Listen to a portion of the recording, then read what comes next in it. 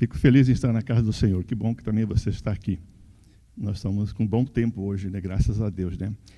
Essa chuva abençoada veio em bom momento, né? A cidade estava um pouquinho nublada de tanta fumaça, né? As queimadas que ocorreram lá no norte, né? Chegaram até a gente aqui, né? Mas Deus proveu a gente ter essa bênção hoje, né? Eu fico feliz. Hoje nós vamos dar continuidade aos estudos da Palavra de Deus no tocante aos livros da Bíblia. Eu vou fazer a reflexão sobre um livro muito significativo, o livro de Jonas. Antes, porém, de nós começarmos essa reflexão, gostaria de fazer uma prece, pedindo a iluminação de Deus para que possamos entender essa palavra. Cruze sua fronte, se puder. Em nome de Jesus Cristo, nós estamos aqui, Senhor, para que o Senhor possa nos iluminar, possa nos ajudar, fazendo com que nós tenhamos essa compreensão da tua palavra e, sobretudo, a aplicação dessa palavra na nossa vida. Nós sabemos que esse livro é muito significativo e tem uma mensagem muito importante para nossos dias. E pedimos, então, que o Senhor nos instrua com o teu Santo Espírito, em nome de Jesus. Amém. Muito bem. O livro de Jonas, ele foi escrito aproximadamente 750 anos, aliás, 750 anos antes da era cristã, né? Jonas foi um profeta que viveu sobre o reinado de Jeroboão II. Ele aparece pela primeira vez lá no livro de 2 Reis, né, capítulo 14, verso 25. Você poderá abrir a Bíblia aqui, no capítulo 14, verso 25 de 2 Reis. Você vai ver uma referência a esse profeta que escreveu esse livro. Aqui está, capítulo 14, verso 25. Eu vou ler na tradução nova, né? E você fique à vontade com a tua Bíblia, poder acompanhar também na sua tradução aí.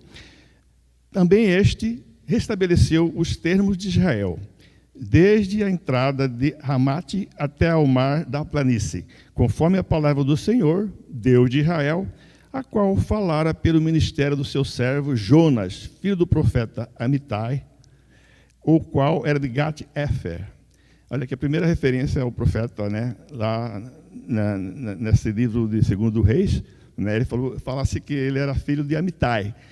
Amitai é interessante que significa fidelidade. Mas vocês vão ver no decorrer da nossa reflexão que o nosso protagonista ele foi contrário do que foi o seu pai, né? E Jonas significa pomba, né? Esse é o nome dele, né? Nesse livro que traz o seu nome, ele é um livro significativo porque ele demonstra a misericórdia do Senhor para com todas as pessoas, especialmente para as pessoas malévolas, né?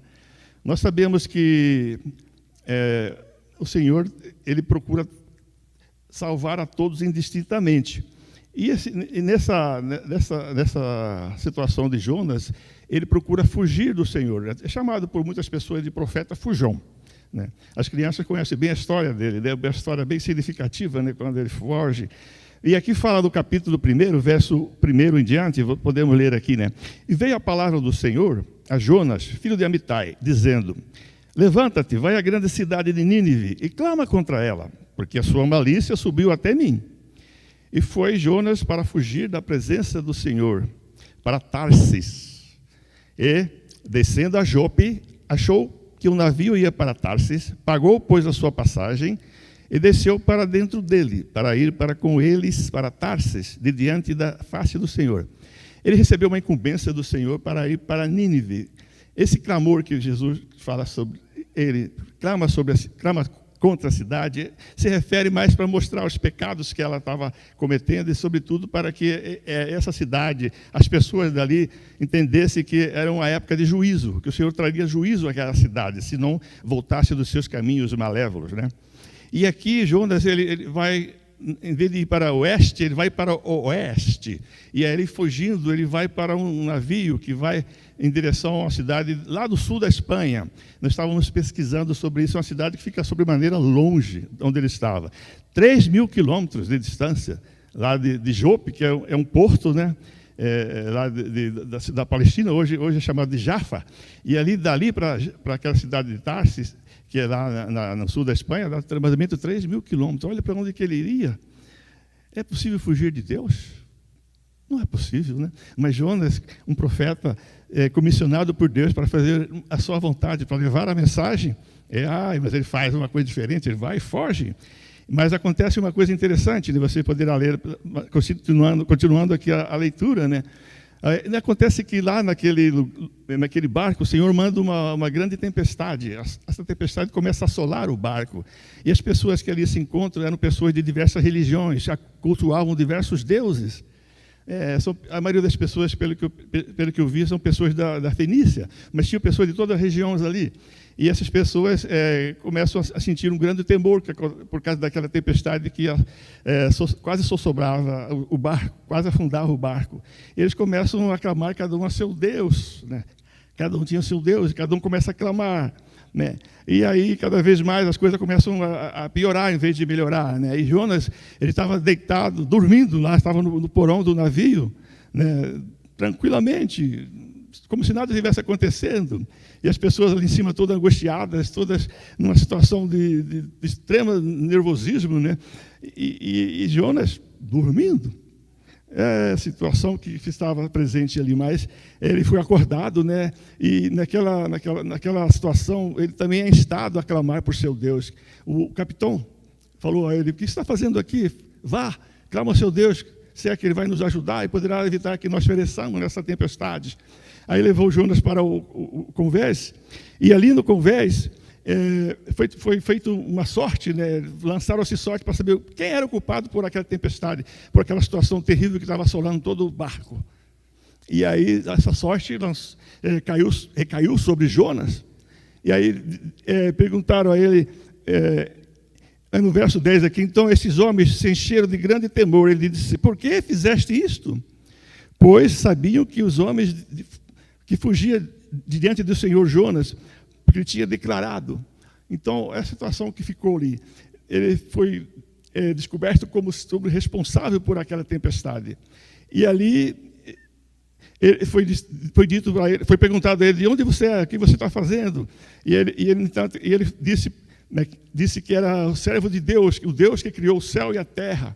E aquelas pessoas que ali se encontravam, aqueles pagãos, na maioria das pessoas que estavam ali, né, ficaram assim meio temerosos com relação àquilo. No princípio, Jonas pediu para que jogassem ao mar. Joguem-no no mar, porque essa tempestade vai acabar, né? E aí eles relutaram no primeiro momento, né, até pensando assim: puxa, mas se esse homem é filho do Deus Altíssimo, nós podemos fazer isso? Isso vai trazer mais desgraça para a nossa vida. No entanto, eles não conseguiam resolver aquele problema, a situação piorava mais. A onda cada vez mais ficava agitada e o mar cada vez mais terrível, né? Temeram esses homens, verso 16, ao Senhor, porque ali, depois que eles jogaram Jonas no mar, a tempestade imediatamente cessou, né? Então, eles viram que aquele Deus que Jonas cultuava, aquele Deus que Jonas amava, aquele Deus do qual Jonas estava fugindo, era um Deus verdadeiro que realmente fazia milagres. E eles creram. Olha que interessante. As primeiras pessoas que conversam de Jonas foram os marinheiros daquele navio. E ele tinha fugido, mas Deus sempre faz um milagre. E aqui Deus faz com que ele seja, depois de jogado ao mar, ele seja tragado por um grande peixe. A Bíblia não diz que peixe é esse, provavelmente esse peixe nem mais exista. É um peixe que deve ter já sido extinto. Não é uma baleia, não fala que é uma baleia. Algumas traduções falam que é uma baleia, mas não diz que é uma baleia. Mas a verdade é que era um grande peixe. E esse peixe traga Jonas. E tragando, ele vai lá para o ventre desse peixe, né? E aí no ventre desse peixe, vocês verão que ele faz uma oração. Essa oração encontra-se aqui no capítulo 2. E aí que ele fala assim, no verso 6, eu desci até os fundamentos dos montes, e os ferrolhos da terra correram sobre mim para sempre, evidentemente, duração finita, né, de 3 dias. Né? E aqui, ele no verso 7 fala assim, quando desfalecia em mim a minha alma, eu me lembrei do Senhor, entrou a ti a minha oração no templo de tua santidade. E, olha, que ele estava mais interessado em ir para o templo de Deus, não estava interessado em ir para Nínive. A Bíblia não diz porque ele não foi para Nínive, mas tudo indica que ele temeu pela sua vida. A vida dele ficou um pouquinho cheio de angústia, porque Nínive era uma cidade sobremaneira violenta, né? Se você ler o capítulo 3, verso 1 de Naum, você vai ver que Naum fala que é uma cidade sanguinária, muito violenta aquela cidade, as piores crueldades eram realizadas. As pessoas tinham um horror daqueles ninivitas, né, que era um povo assírio que vivia naquela região, porque eles faziam malvadezas terríveis, né? Mas assim, as malvadezas deles chegavam a ponto de fazer mais medo nas pessoas do que o próprio exército deles, né? E aqui Jonas faz essa oração pensando em voltar para o tabernáculo, pensando em voltar para o templo. E aqui, no capítulo 3, vocês veem aqui, veio a palavra do Senhor, verso 1, pela segunda vez a Jonas dizendo, Deus é um Deus de segunda chance, é um Deus de enésima chance. Impressionante esse nosso Deus. Veio a palavra do Senhor novamente a Jonas e disse, Deus não desiste da gente. Não desistiu de Jonas, não desistiu de Nínive, aquela ímpia cidade. Não desiste de mim, não desiste de você. Que bênção que o Senhor é para a nossa vida. É um Senhor de amor, um Senhor que está disposto a dar-nos segunda, terceira, enésima chance. Glória a Ele por isso. Olha aqui, levanta-te, vai à grande cidade. E aí Jonas foi, dessa vez ele obedeceu. E aqui diz que ele esteve lá, e no verso 5 do capítulo 3 fala, e os homens de Nínive creram em Deus, e proclamaram um jejum, e vestiram-se de saco, desde o maior até o menor. Porque esta palavra, verso meia dúzia, chegou ao rei de Nínive, levantou-se do seu trono, e tirou de si os seus vestidos, e cobriu-se de saco, e assentou-se sobre a cinza. Eu estive pesquisando, esse rei de Nínive, provavelmente a Bíblia não diz quem é, mas os estudiosos creem que seria Adad-nirari III. Esse seria o rei que se encontrava-se naquela época, nessa ímpia cidade de Nínive. E aqui esse rei proclama um jejum, ele se arrepende, e os seus súditos também se arrependem, os seus maiorais também se arrependem. E aí, ele no verso 9 fala assim, quem sabe se voltará a Deus e se arrependerá e se apartará do mal que tentou em nos fazer, para que não pereçamos, né? Aí no verso 10, e Deus viu as obras deles, como se converteram do seu mau caminho, e Deus se arrependeu do mal que ele faria e não o fez. Um paralelo aqui, meus queridos, sobre essa situação do arrependimento de Deus. O arrependimento de Deus está condicionado ao arrependimento do ser humano. Deus é imutável. Mas vocês percebem que nesse livro de Jonas é uma grande lição, né, de que Deus volta daquela ideia dele de destruir a cidade, porque as pessoas dali daquela cidade se arrependeram dos seus males, se arrependeram dos seus pecados, se arrependeram das suas maledicências, das suas maldades, enfim. Deus é bom sempre. E aqui aparece uma situação interessante no capítulo 4 de Jonas. Olha aqui, no capítulo 4, verso 1. Mas desgostou-se Jonas extremamente disso e desceu todo ressentido. Que coisa! Como é que um profeta de Deus fica nervoso com um grupo de pessoas que se arrependem e são convertidos ao Altíssimo? Mas ele queria o quê? Vingança. Infelizmente, o Jonas tinha um espírito vingativo. Ele é egoísta, né? E Deus salvou-o. E salvou também a cidade, mas depois ele queria que Deus cumprisse a sua palavra. E aqui ele fala assim, desgostou-se Jonas. Interessante que eu gosto sempre de fazer paralelos com relação a essa situação que nós vivemos na Bíblia, e um livro passando para outro livro. Se você ver lá no capítulo 4, verso meia dúzia de Gênesis, você vai ver uma situação semelhante, né? Quando Caim é instado a explicar o que aconteceu, o Senhor fala para ele assim, por que decaiu o teu semblante? E aqui também o Senhor Deus também fala a mesma coisa com relação a Jonas, né? Aqui no verso 4 do capítulo 4, fala assim, e disse o Senhor, é razoável o seu ressentimento? Essa situação que você está com ela aí, essa angústia, esse nervosismo, essa ira é razoável? O Senhor insta com Jonas para que ele raciocine, né? E aí, mas Jonas, ele realmente, ele se sente até um pouco depressivo, você poderá ver aqui, ele pede até a morte, né? E fez o Senhor Deus nascer uma boboreira, que subiu para cima de Jonas, para que fizesse sombra sobre ele, sobre sua cabeça, a fim de o livrar do seu enfado. E Jonas se alegrou muito por causa dessa boboreira. Aí o Senhor fez com que nascesse uma planta, né? Essa planta cresceu numa noite, mas é interessante que na outra noite essa planta foi comida por um bicho, por um verme, e ela foi destruída. E aí o Jonas também se indignou com aquela situação. E o Senhor Deus fala aqui bem claramente aqui, disse o Senhor aqui, no verso 16, poderá ler ali, ou melhor, no verso 10º, e disse o Senhor: tiveste compaixão da boboreira, na qual não trabalhaste, nem a fizeste crescer, que numa noite nasceu e numa noite pereceu, verso 11º, e não hei eu de ter compaixão da grande cidade de Nínive, em que estão mais de 120.000 homens que não sabem discernir a sua mão, entre a mão direita e a mão esquerda, e também muitos animais. Olha que interessante, o Senhor instando contra Jonas, o Senhor perquirindo Jonas com relação àquela situação estranha que ele teve, né, de ficar indignado com Deus. Ele aparece como o primeiro profeta a acusar Deus de ser longânimo, benigno, misericordioso. Estranho isso. Como é que pode um profeta acusar Deus de ser bondoso, misericordioso, longânimo, que se arrepende do mal? Mas ele aparece aqui. Isso aqui é uma coisa interessante para nós fazermos uma reflexão com relação a esse livro de Jonas.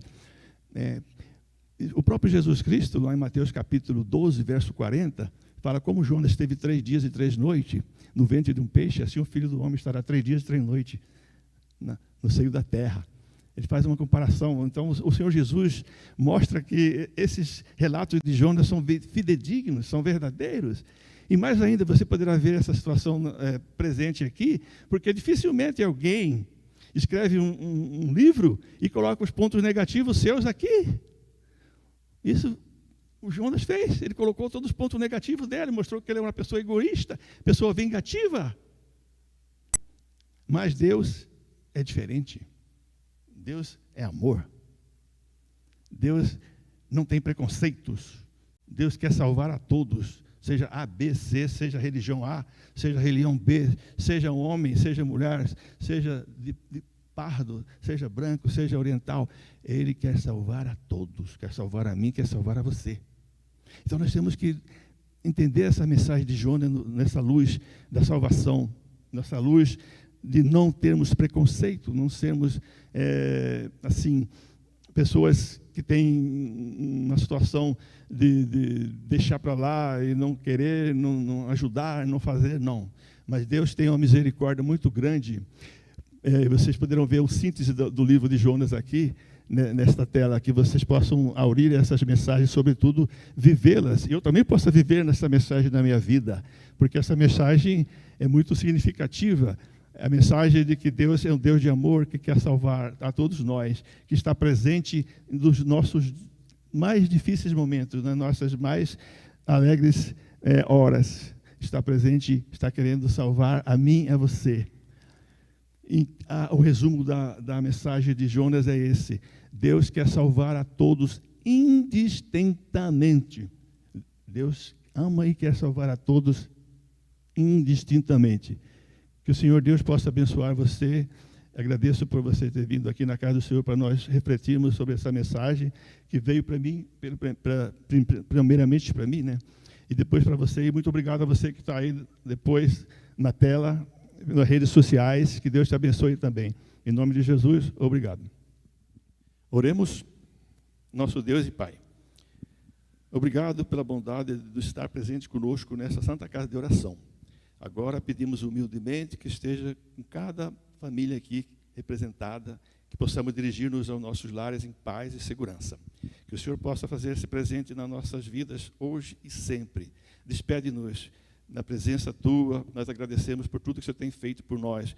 Ó grande Deus, Deus de amor, que não tem preconceito, que ama a todos indistintamente. Louvado seja o seu nome. Aqui entregamos a vida de cada pessoa nas suas santas e bondosas mãos. Em nome de Jesus, amém.